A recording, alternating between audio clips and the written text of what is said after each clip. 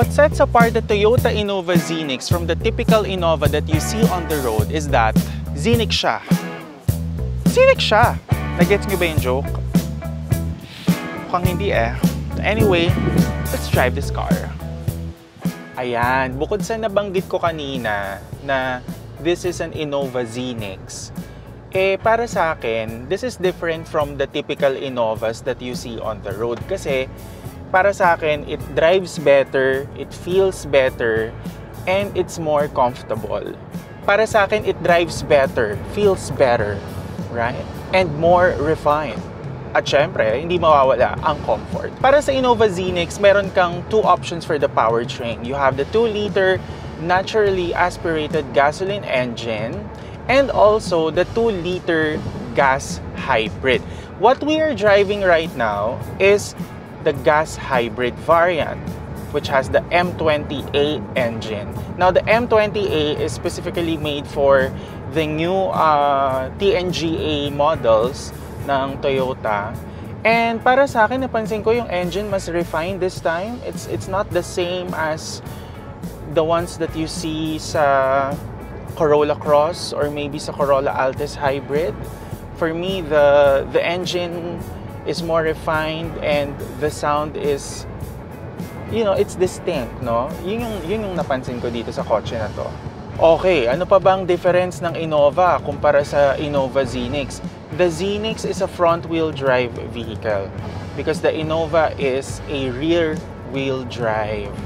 So bilang ito ay front-wheel drive and sits on a newer TNGA platform, it rides better as well.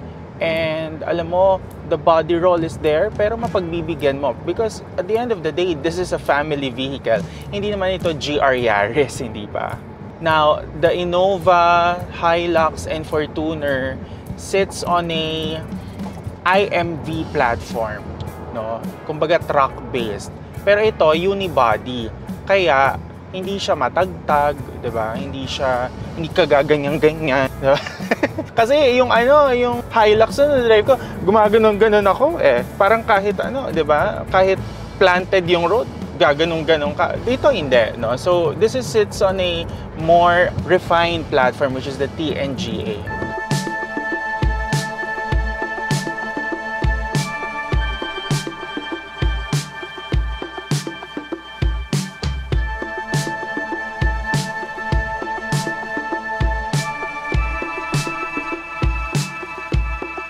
It feels light.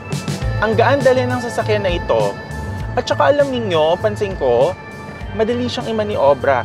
Because the steering wheel feels light and hindi nakakapagod imaneho. Yung ma-appreciate mo dito sa Zenix eh. And also, I love the suspension. I super love the suspension. You know, in a typical Toyota fashion, talagang it rides soft, 'di ba?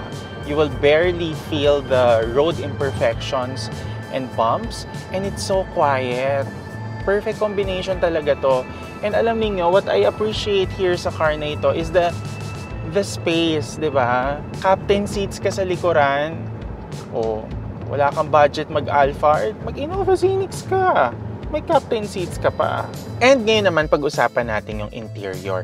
I like the interior of the Innova Zenix because it's so simple and straightforward. I also appreciate that there are a lot of spaces. Like for example, meron kang lalagyan dito sa part na to, di ba? Pwede mo lagyan yan ng wallet for the passenger princesses and passenger titas. Diba? Mamamalengke kayo. Diyan yung ilagay yung mga bayo. In terms of safety, it has the Toyota Safety Sense. Now, dito sa ating instrument cluster panel, digital dito where you will see the speed, also kung ilang kilometers ka nang bumabiyahe. And also, you have the analog power meter here where you will see kung nasa eco range ka pa ba or kung talagang nasa power mode na yung sasakyan mo. But yeah, speaking of mode, you have 3 drive modes. Eco, power, and normal. Meron ka ring 360-degree camera na mapipindot mo dito. Ayan, makikita mo yung mga gilid-gilid, yung likod, harap, even yung sa may bubungan, makikita mo rin dyan. Also, I like the placement of the gear lever because it's so easy to reach. 'Di ba? Hindi siya dito pero dito siya nakalagay. You have auto brake hold, electronic parking brake. Meron ka ring EV mode kung saan pwede mong gamitin sa traffic, lalo na kung puno yung iyong battery. And also, you can turn off the traction control kung gusto mo magpakasaya-saya. Pero ako, ang sasabihin ko sa'yo, hindi ko nire-recommend na i-turn off mo yan. Dapat lagi yung naka-on. Now, in terms of connectivity, you have USB-C port and also USB-A port here. But also, meron ka rin dito Apple CarPlay and Android Auto. O, diba? Halos lahat ng mga sasakyan ngayon meron ng Apple CarPlay and Android Auto, diba? So, very helpful yan, especially if you're going on a long trips. Now, meron ka ditong space for your drinks. Ayan. 2 cup holders, but also very spacious over here, kung saan pwede mong ilagay ang iyong mga cards. Alright, since this is the top-of-the-line variant, what I've noticed is that walang moonroof. Oo. Ano siya? Wala siyang moonroof. Oo. Pero okay lang yon. Dahil alam niyo ang napansin kong downside lang ng moonroof, pag sobrang init, talagang minsan tumatagos. So kung bibili kayo ng sasakyan na merong moonroof, I suggest palagyan nyo rin ng tint. Pwede man lagyan ng tint. Double check natin. Now, I also like, since meron nga siyang Toyota Safety Sense, you have blind spot monitoring sa inyong side mirrors. Very helpful. Lalo na if you're going to merge. But always remember, when you're going to merge, pakibilisan at gumamit ka ng turn signals. Okay? I love the space here sa likod. And captain seats ito, by the way. Meron kang pindutan dito for the aircon. You have cup holders here. Pwede ka magtrabaho dito actually. Pwede ka na dito matulog. Oo.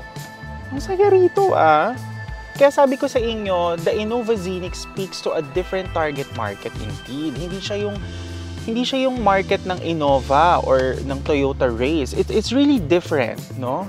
I like the comfort over here. 'Di ba? Kunwari artista ka kuha ka ng kotse. Kunwari ayaw mo ng van, okay na 'to.